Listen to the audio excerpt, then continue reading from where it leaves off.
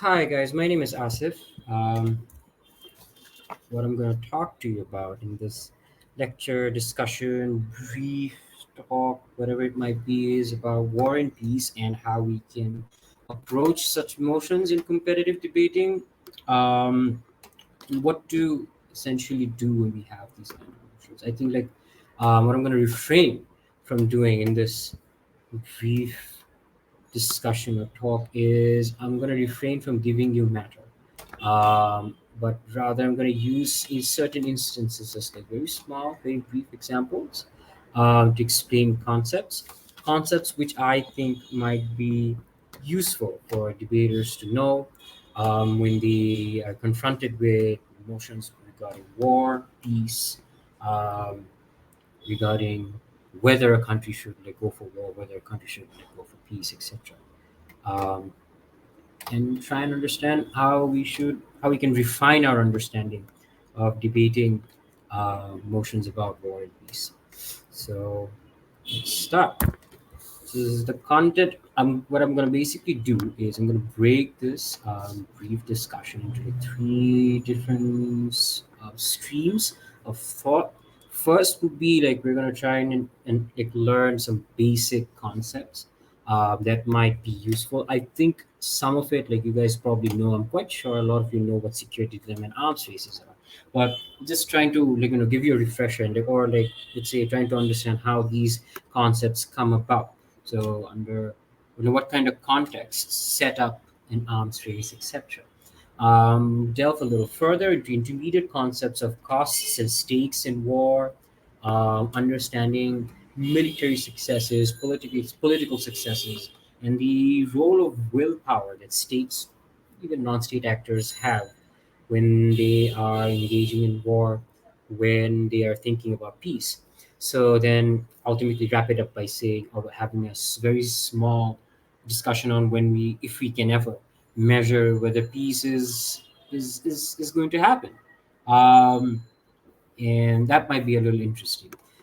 Lastly, I think I'm gonna end up with some like, very esoteric discussions. It's more about some like trying to answer some basic questions that I have sometimes, which I'm quite sure can some of the times you might have as well, and try and see if we can refine our understanding about different world issues. Um, Try and see if we can build a better perspective moving forward. But these are more or less just like questions, more like an open-ended question, and I'm just gonna try and present my point of view, maybe like do a little bit of an opposing point of view as well. Try and see if we can build up a discussion going forward within you guys. Um, right, so let's move on. So basic concepts. The only basic concept that I'm going to particularly describe or dive a little deeper into is called realism. Um, Two reasons. One, it's probably the most popular political theory. The second one is that for debaters, it gets much easier when you assume that that you're living in a very realistic world.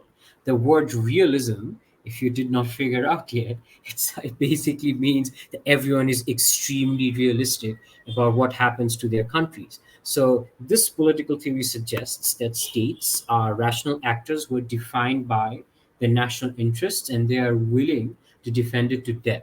I think what makes realism as a concept very interesting and very engaging is that it's it acknowledges that every state is in like every country, every nation is in a state of anarchy, that there is no global policeman out to defend themselves, and it's like in every person for themselves.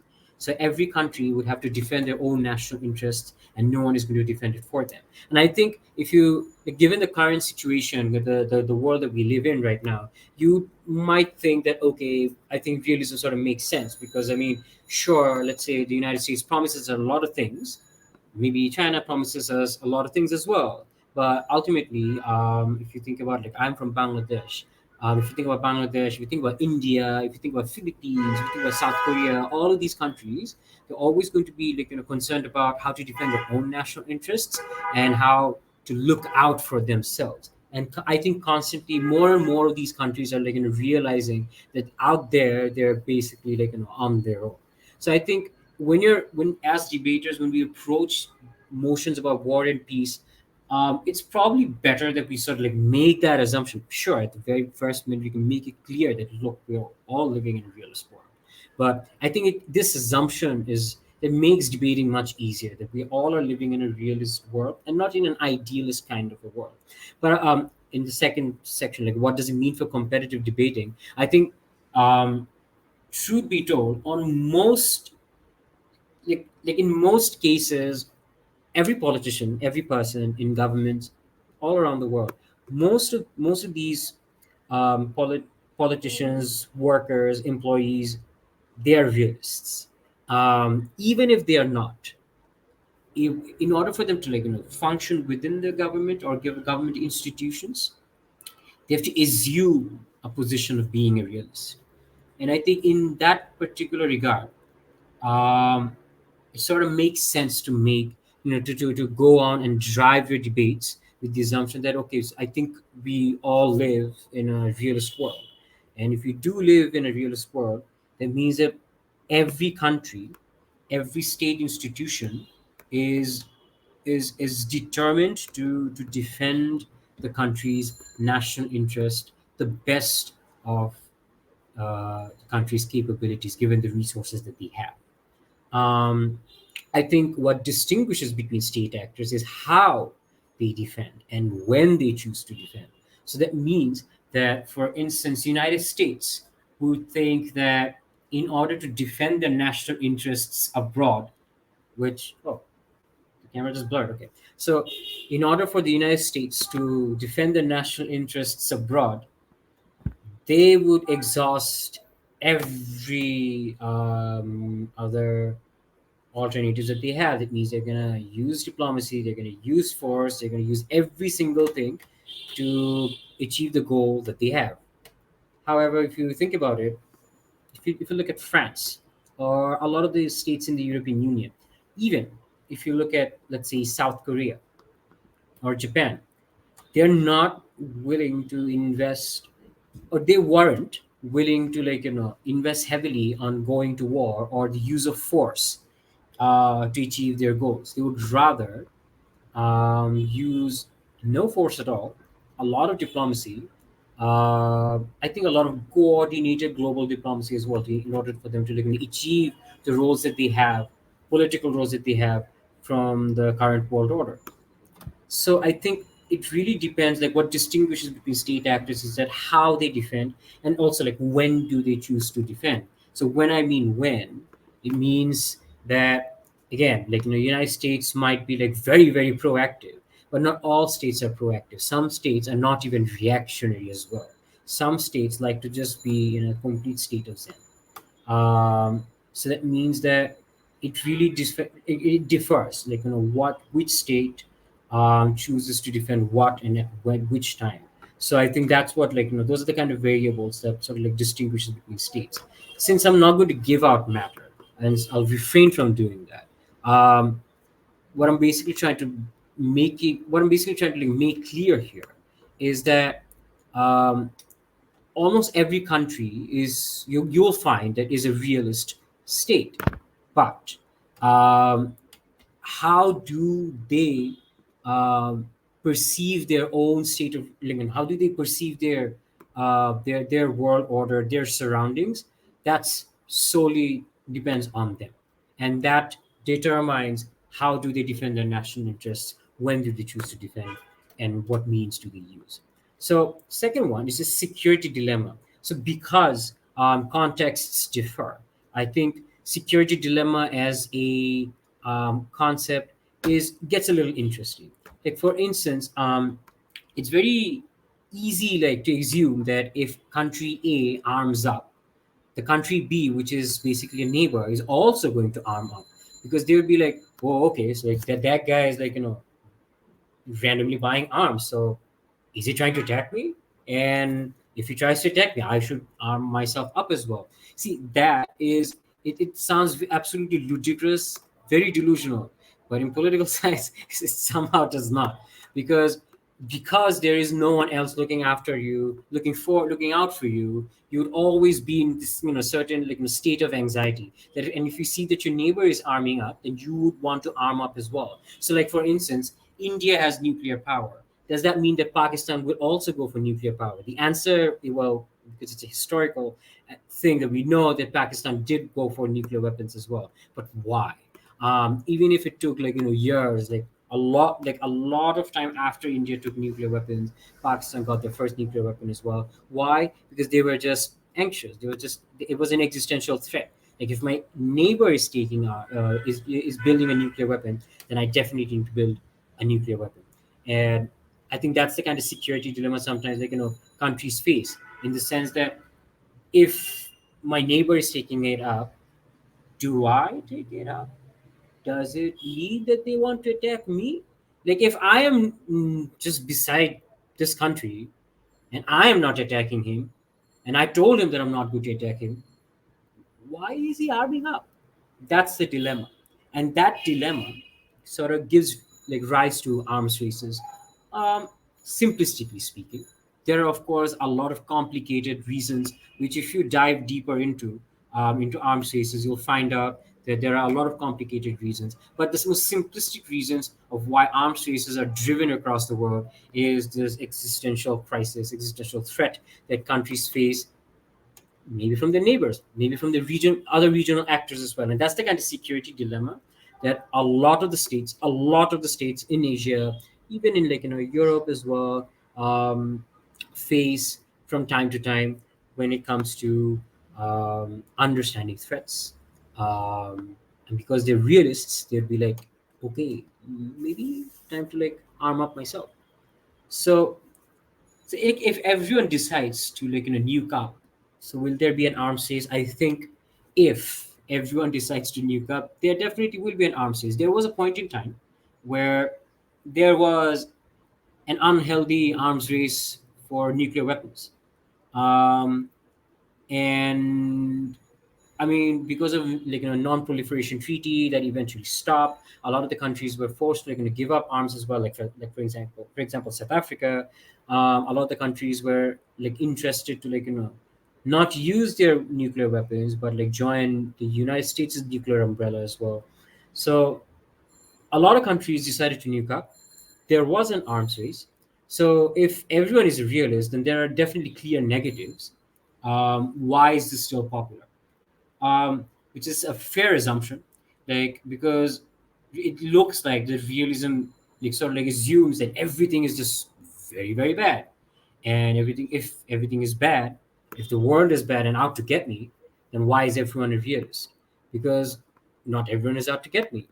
I think because when you're a state, it when you're when you're a country, it helps to assume that you are in a constant state of an existential threat, until someone signs an agreement and tells you, no, we're not going to attack you. That has happened sometimes in the past, but not a lot of times. So that's why when you think that there is always threats, you're almost always very alert about what your national interests are, and you're always almost always ready to defend your national interests.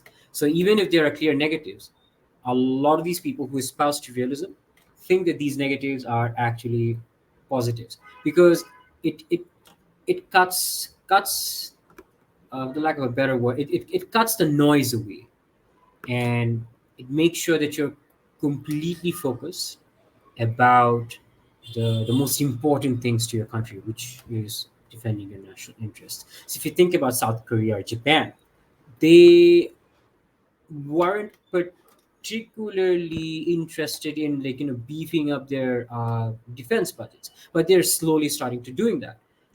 They have different kind of threats. South Korea definitely feels that North Korea is a threat. South Korea also feels that China might be a threat in the global scheme of things. Japan thinks that both China and Russia can be a threat, especially in the Sea of Japan. Sri Lanka, for instance, thinks that maybe no one is a threat. Who's going to threaten me? I am in a country. I'm in a position where um, no one's going to take my borders. Similar goes for Bhutan. They don't really think that anyone is a threat. They're a landlocked country. No one's going to attack them. They don't want to attack anyone else.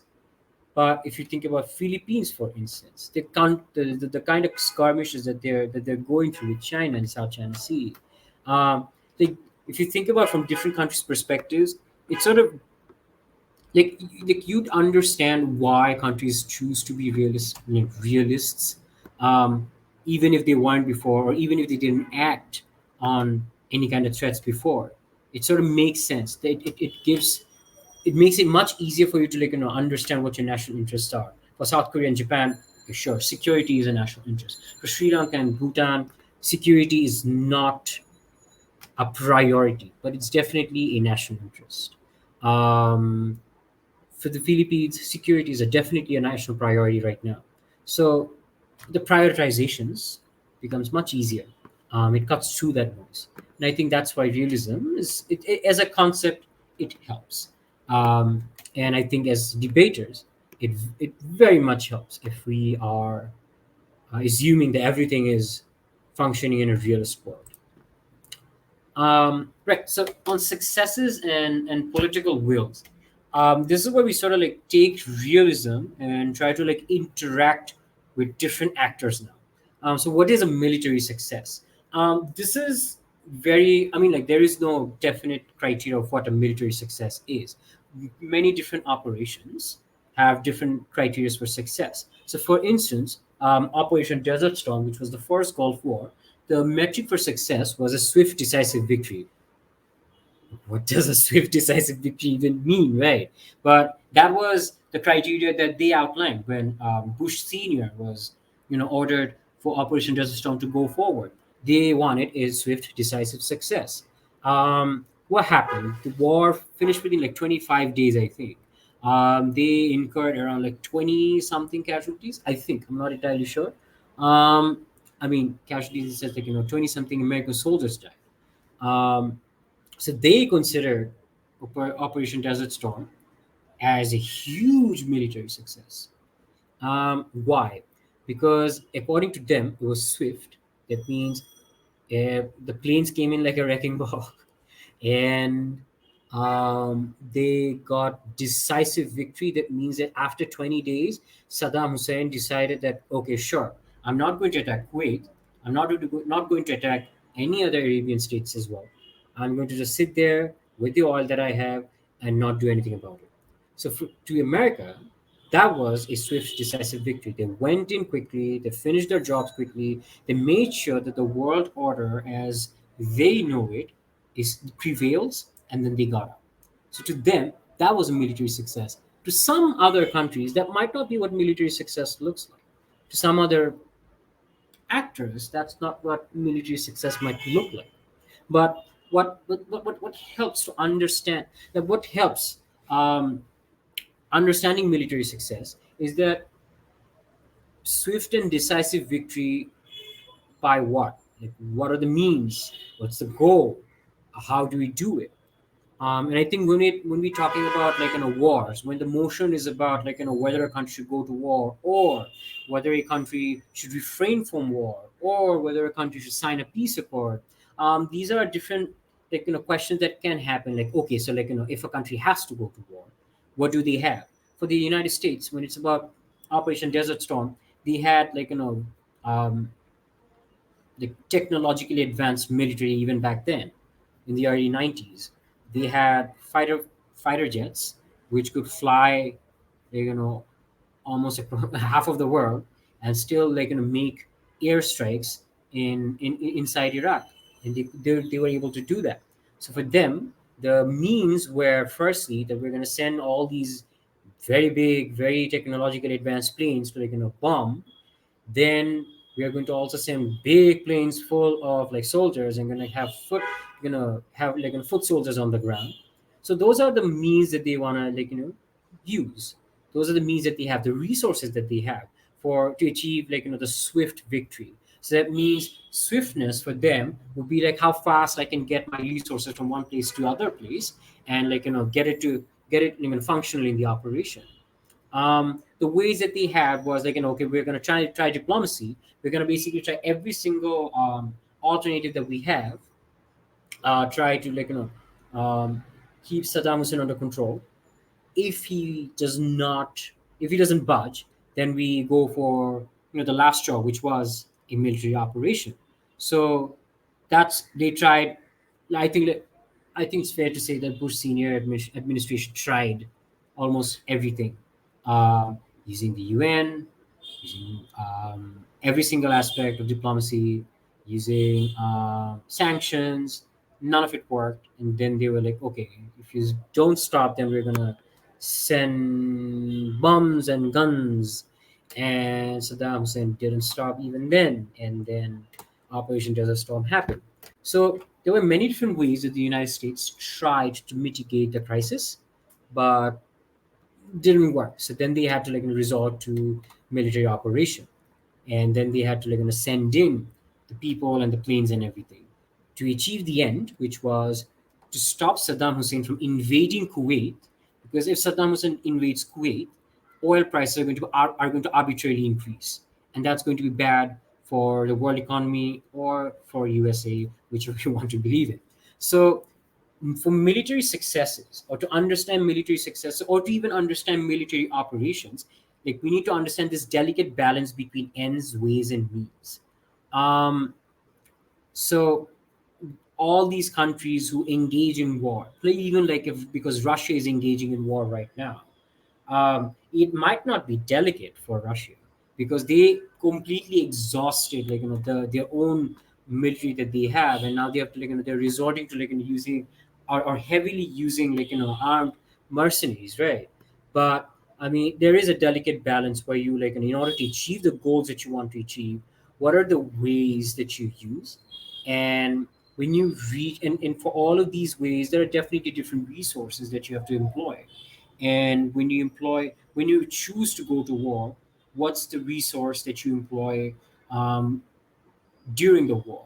Foot soldiers, tanks. Um, some countries have very strong navies. For instance, Russia has a strong navy. There's Black Sea there, so they employ warships. Some countries have very strong air force, so they employ or deploy air forces there. So understanding the resources and the constraints that they have, and those constraints determine military successes. So, for instance, let's say, the United States in the first Gulf War send in a lot of these planes, send in a lot of people. 50% foot soldiers died. Around 40% of U.S. fighter jets were destroyed. So they won. They did win, but at what cost, right? And then the discussion about military success, or swift and decisive military success, would have been a lot cloudier than what it is right now. Um, so, like, it's more about that delicate balance. But I mean, is it really a delicate balance when a lot of these governments exhaust literally all the ways to get to their goals? And I think that's something that where debate motions are set. That's where debates happen. Because I mean, on many instances, you'd see a country, whether a country should go to war, whether a country should sign a peace accord. So that's where debates happen. So I think understanding those constraints, whether a country can win a war with the resources that they have, and I think secondly, whether a country should even wage a war even if they have resources. I think that's the kind of debate that you can have. So, understanding the concept of success, what determines success, even if it's a country, even if we're talking about a hypothetical war, you can think about hypothetical metrics of success, and how can the resources that a country has drive that towards the hypothetical metric of success.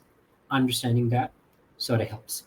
Um, so, so that means that for both these countries who are in war, let's say USA and Iraq. So a war is war an interaction or a fight between opposing ends, ways, and means, and a clash of political wills, and whoever overwhelms the other wins. Yeah, more or less it's considered that. It means that two countries will bring in more or less the end's going to be the same. They just want to win a war. sometimes country A has more ends that they want to achieve than country B. They might have lesser ways to achieve that and lesser resources. So that determines their strategy, how they want to approach the war. Country B might have more ways and more resources, more means to achieve the different kind of political wills that they have, different kind of goals that they have, and that determines their strategy. So it's an interaction between these two countries, their ends, ways, and means, the resources that they have, and it's basically a clash of political will. Political will meaning if you have generally, if you have more resources, you'll be more willing to go and get the job done in a war. If you have less resources, you're going to try and refrain from going to war. And eventually, if you're in a war, your job is to overwhelm your opposition, and if you're able to do that, you're able to make them surrender or come to a peace negotiation. And that has happened in the past for quite a long time when there were traditional or conventional wars, when conventional wars were fought in the past. But can we actually measure political will? Because that means that if it's a clash of political will and I have to overwhelm my opposition, do I as a strategist try to measure my opponent's political will? Absolutely. But do I almost always get it wrong? Not entirely sure, but there were instances, many instances, where many strategists got it wrong. Because, for instance, in the second Gulf War, which is basically the Iraq invasion that we know it of 2003, I think. I keep forgetting the year. Um, but in that time, U.S. strategists, and we all know the kind of blunder that they made.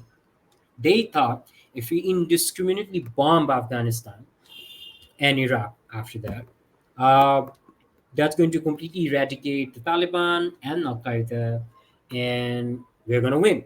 That's another swift, decisive victory that we can get. But were they able to measure that for Taliban, a military success is to just endure? If they can endure for 20 years, 30 years, 40 years until resources run out and US decides to exit Afghanistan, and then they can reclaim Afghanistan as their own country, can that be a military success? Eventually, that was. Taliban essentially did just that. They were willing to do that anyway. But I mean, I think what's surprising, what's comical as well, even at the very beginning of this invasion, Taliban said exactly the same thing. If we could endure Russia for like 8 years, we can endure you for many, many years as well. But the US thought we're gonna bomb them into smithereens and have that swift, decisive red velvet pie that we want. But see, that's the thing. So political will can definitely be measured, but on many occasions you fail to measure that because U.S. thought if you bomb them, their political will is we're going to overwhelm them and they're going to eventually back down. But they didn't, so they made a mistake. So can we measure Vladimir Putin's will to continue the current invasion where he does not see any end in sight? That's also a very interesting question. We probably might not be able to measure Vladimir Putin's will to continue this invasion because there are many different theories, especially like now that Prigozhin is dead. You could probably say that Prigozhin wanted to orchestrate a coup where he topples Putin. There's like some kind of a conspiracy theory regarding that as well. What I'm saying is that there are definitely a lot of costs that Putin is incurring, but he's still not backing down from that invasion.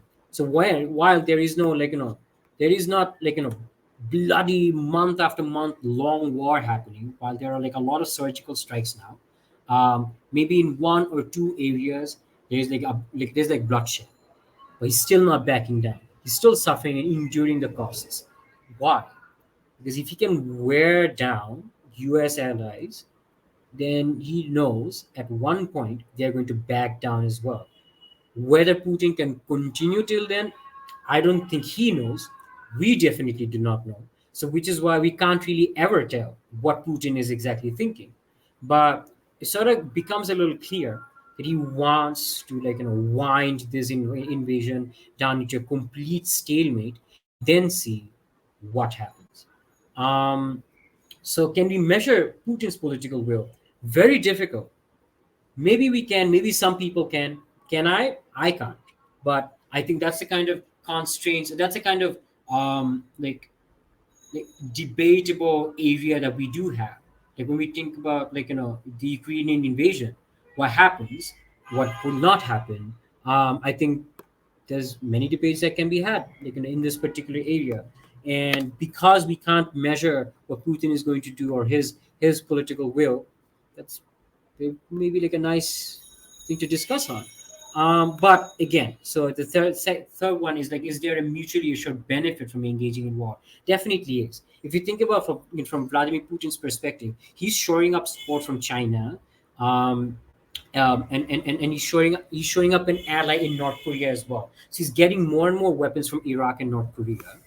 He's getting, even if he's not getting weapons from China, he's getting uh, like he's getting support from China. That is good benefit from engaging in this war, and something that he would likely keep on want to do. Like, and if he's getting more and more weapons, that's sort of like, stocks his arsenal as well. So there is benefit there for Ukraine.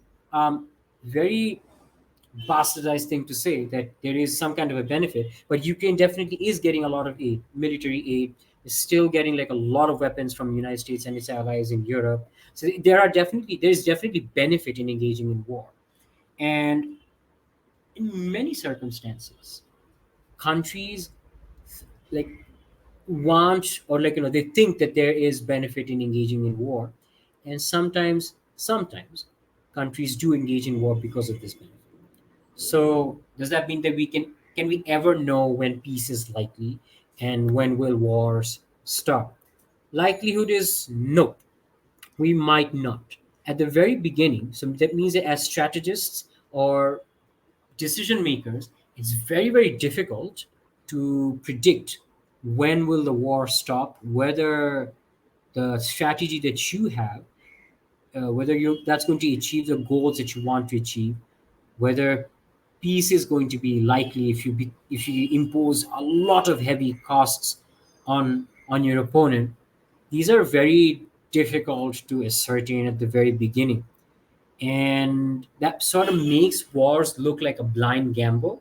But I think what's very important, and maybe a caveat here, is that strategists and war planners take war not as one very big decision. They look at wars as a culmination of very, very small operations, small tactical executions. So that means if winning a war would require 27 small tactical wins, they're going to focus on one tactical, like, they're going to focus on each tactical win at a time, achieve each of them at a time, and then they're going to start thinking about the bigger goals, like winning the entire war. And I think when you break it down into those tactical wins, the chances of you slowly seeing your goal materializing is higher. So it means that if the goal is to push another country to a stalemate, which Putin probably is trying to do, with more and more tactical successes, that might become obvious to him, that might become um, apparent to him in the future. Maybe, maybe not. But that's how war planners sort of move to, sort of view how to wage wars, or how to, like, move towards peace. Because it's very difficult at the onset of a war, or even before a war, to predict whether peace is an option, to predict whether peace can happen when you drive someone to stalemate. But with more time passes, and more of the tactical operations that you execute, things start to develop, contexts start to develop for war planners to understand whether they're winning, whether they're losing, or whether they should, like, drive everything to a peace negotiation. um, and if there are any other alternatives, they can, like, choose between them accordingly. But as I said, I think it's very difficult to see, um, like, to know that peace is likely. Um, yeah. So the at the end of this, I want to start talking about the role of personality as a factor in deciding war and peace.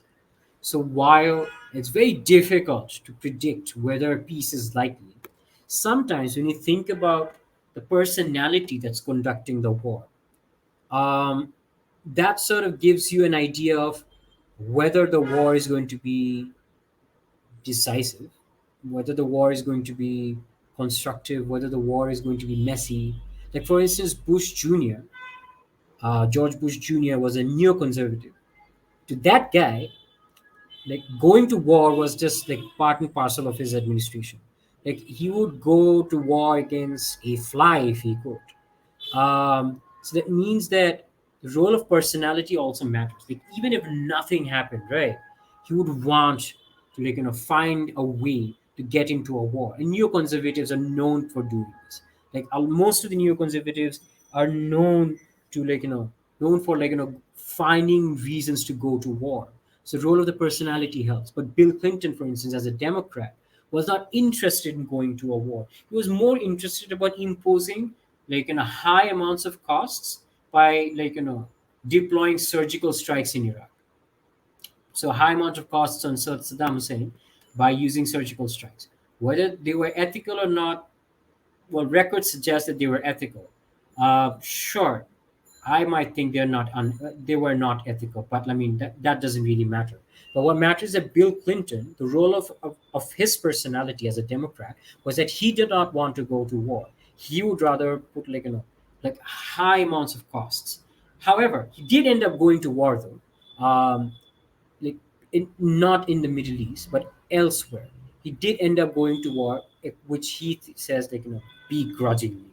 He begrudgingly went to war, but as like Bush Jr. was quite enthusiastic about going to war.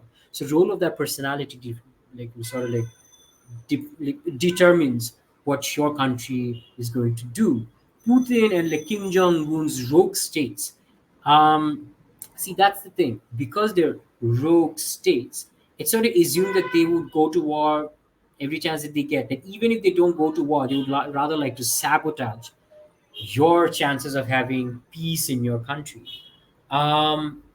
That's the role of their personality, which is why a lot of world leaders and a lot of war planners look at Kim Jong Un and Vladimir Putin very suspiciously, and I think that's why North Korea and Russia are looked at very suspiciously as well. I mean, yeah, sure, they do suspicious things as well, but I mean, generally, the generally the outlook is that they are very suspicious rogue states, which even if they're not in war against you, they're going to screw up things in your country. Or Xi Jinping, that guy is a calculated mastermind. He's not interested in going to war, but he's very much interested to know what your limits are. um, if you're following what's happening in South China Sea, that becomes very very apparent. He's very very very interested to understand what US's limits are, what Philippines' limits are, what South Korea's limits might be, Japan's limits might be, how much Australia is willing to involve themselves in a war if it happens in South China Sea. So it means that the role of that personality and the role of the administration that they had, um, that the personality matters. It determines strategy and what kind of strategy that's being employed. But again, can we assume that politicians and decision makers are stupid like us? Yeah. I think this is very interesting because I think in debates, we sort of make this assumption that decision makers are knowing exactly what they're doing. So it means that even if they drive their country towards a mistake, they actively make that decision, and they take full ownership of their mistake. Nope. Nope. If they make a mistake, there are many instances where they just made a mistake, they just did not realize, and they're stupid like us.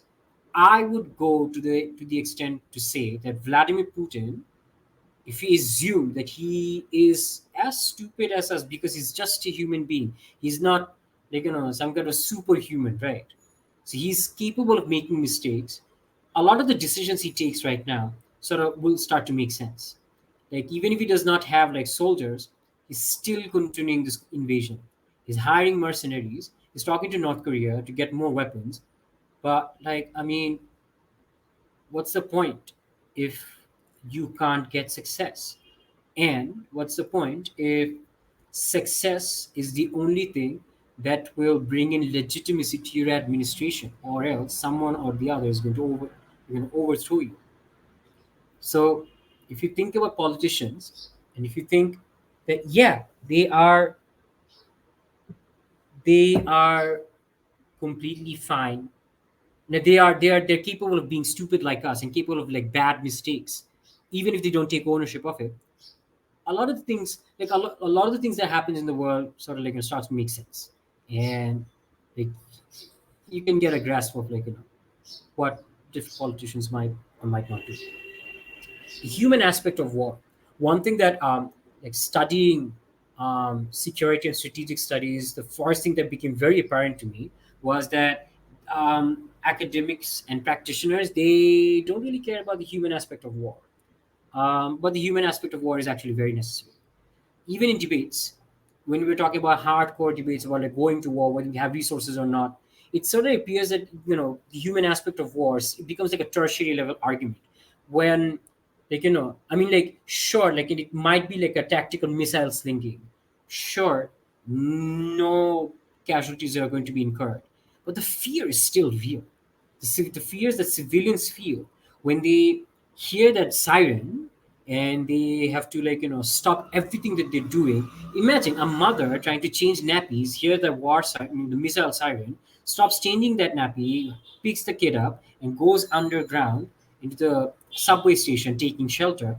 That fear is still very, very real, and that's the kind of human aspect which I feel goes missing in a lot of the debates that we do in war and peace related motions. That gets missing in a lot of the critiques that we read online as well about war and peace, about going to war, about striking peace. But that fear is still real. That human aspect is something that we probably should focus a lot more on when we're trying to debate these kind of motions. And I feel that even if, and I think like this is something that like even if it might not be like a very huge impact, when you make your comparisons right, uh, this can be amplified a lot more than you what we usually do right now.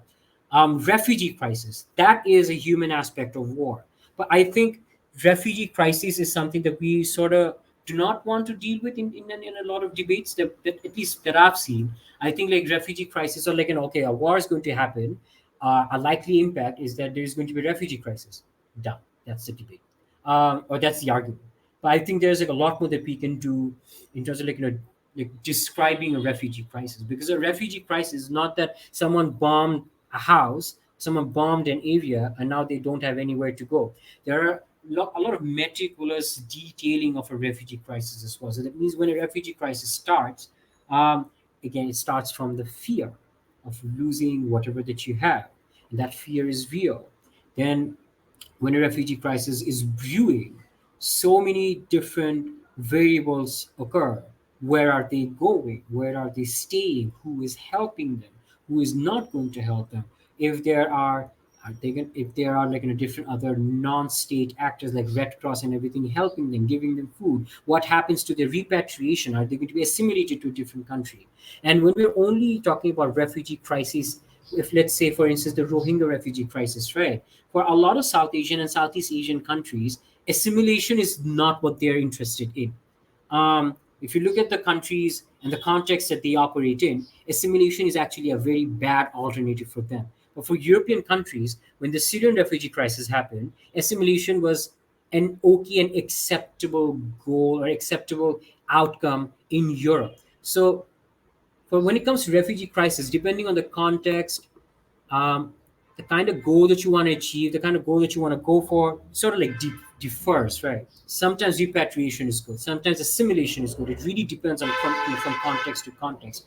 And in order for us to understand those contexts, we need to I think understand the human aspect of war a bit more. And if we're able to like incorporate those in our debates, that sort of makes it for like a better debate, I think, well-rounded debate. Because even in debates about like missile slinging and hardcore tech, um, during war, the human aspect of war still matters. Like a missile can be like the biggest invention of the century for that country. Fear is still real. What do we do about that fear? Because that missile is not going to like mitigate the fear. What do we do about that fear? If we might be like a good argumentation to engage with. Thirdly, on universal standards, this is more or less something that I have been noticing a lot. Like international recognition is considered like a barometer for success for a lot of countries who are like very new. Like for instance, I think I saw a motion, a WCC motion about Somaliland doing whatever they can to like get international recognition, because the international recognition somehow signifies a universal standard that okay, now that now that United States, European Union, a lot of these Western countries recognize that you are a country, now you're eligible to get businesses and economic opportunities. Why? Who says that's a universal standard? And I think that's the kind of critique that we should have. Because when it's peacetime, that means a war has happened, a country has separated from another country. Now, the biggest, like, instead of like repatriating um, their citizens, instead of treating them, instead of giving them food and shelter, and trying to ensure that rehabilitation happens, governments scramble to get international recognition. If USA does not recognize me, what is going to happen to my country? That's the unfortunate um, reality a lot of these very young, very poor countries live in. Somaliland is not a poor country. Somaliland separated without bloodshed. They separated. They're just a different country. But because the United States and other Western actors do not want to destabilize um, the current world order in Africa, they are not willing to recognize Somaliland as a country. So that means that international recognition isn't really an international recognition. It really depends on what the US and the other Western actors think their interests are in Africa. And so that sort of questions whether universal standards are actually universal standards or not. So it means after peace, if you are to chase universal standard and want international recognition, are you actually chasing universal standard and getting international recognition because you are a country and you deserve to be declared as a country? Or does it serve the West to call you a country? And that might be an interesting think piece, even if not a debate thing. I think it's an interesting idea to like ponder about. But the last one is interests. I think the entire talk, the entire lecture, the discussion, whatever you call it, sort of functioned around interests. So starting from realism, that if you are a realist country, you are to defend your own interests. When you're trying to understand your ends, ways, and means, you're trying to basically understand what are the goals that you want to achieve, given the ways that you have, given the resources that you have, that satisfies the interests that your country has. When it's about understanding successes and political wills, it's primarily understanding what you are willing to do and what you are willing to endure to serve your interests. So ultimately, even the role of personality here, right? It's about understanding interests. Maybe for Putin, it's not about national interest, it's his interest, but it's still an interest. So it's about the bottom line is that all states, all actors are always going to function according to their national interests. And it's all about interests. For Taliban, for instance, their interest was that they want Afghanistan to be freed from any other actor. And in order to do that, because they don't have resources, they don't have modern day bombs, they're just going to like go into a cave and wait. That's it. So they're willing to endure for 20 years, 25 years, how many ever years to satisfy that interest. But do these interests change? Definitely. From time to time, national interests change. For the US, it was a national interest to get swift and decisive victory abroad, in Afghanistan, in Iraq, in many other cases. Now, the national interest is to basically secure economic opportunities, prosperity within its own countries. So national interests definitely change. But I think in general, national interests also change because you do not want to get into another war. So that means your swift and decisive victories as your goals is something that you do not want to pursue anymore. Your national interest is to ensure that even if there is an escalation politically, militarily, it does not go to war. So your interests can definitely change. And if your interests change, that also means that they're changing with other competing states as well. So their interests are also changing. So the entire world keeps on changing. The entire world becomes like a dynamic, like pot of changing interests. And within those changing interests and interacting interests, you have um, you have the scope of developing your understanding about war, understanding about peace, what it is that drives war, and what it is that drives countries towards peace. Um, yes, that's basically the lecture, the brief talk that I wanted to give. Just to recap, if you go to the first one, just recap. This talk was more about understanding realism as a concept because easier it makes it easy to contextualize debate when you think that okay, everything's about realism.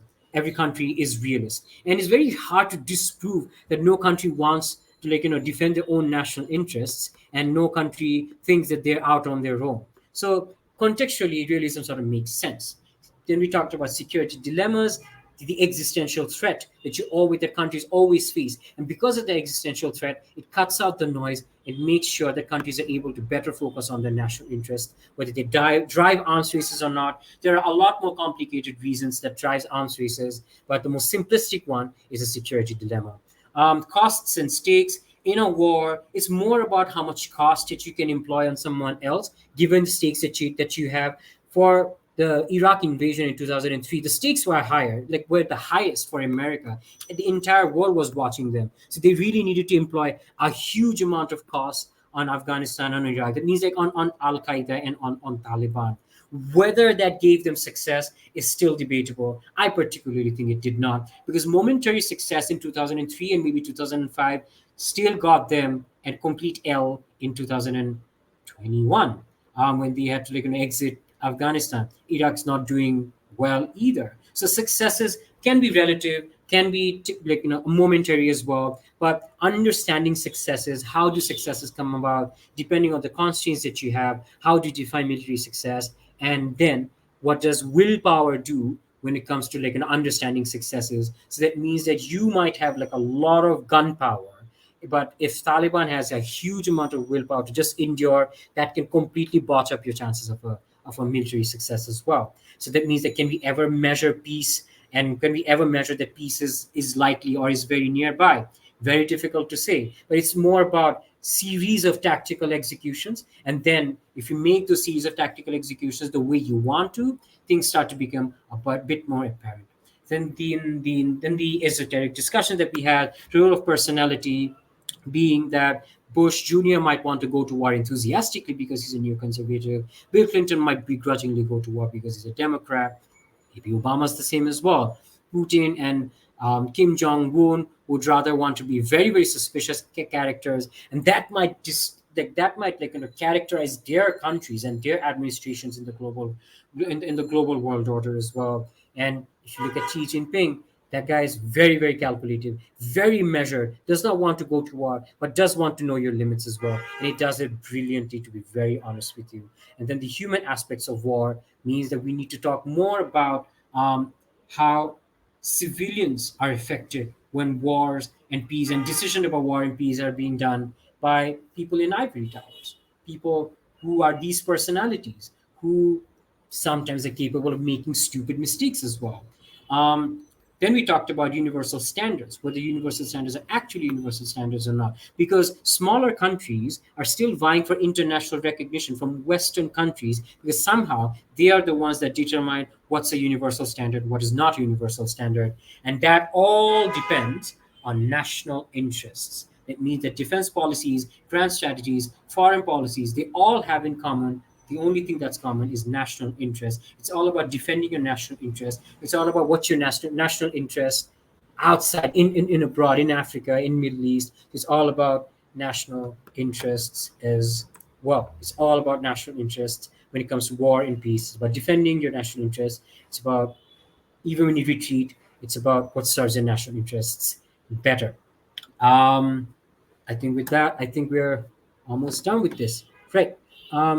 Okay, how do I exit from here? Right. So thank you for your time. I hope I was able to make things a little clearer for all of you guys so they can understand. And hope you guys have a very good ABP.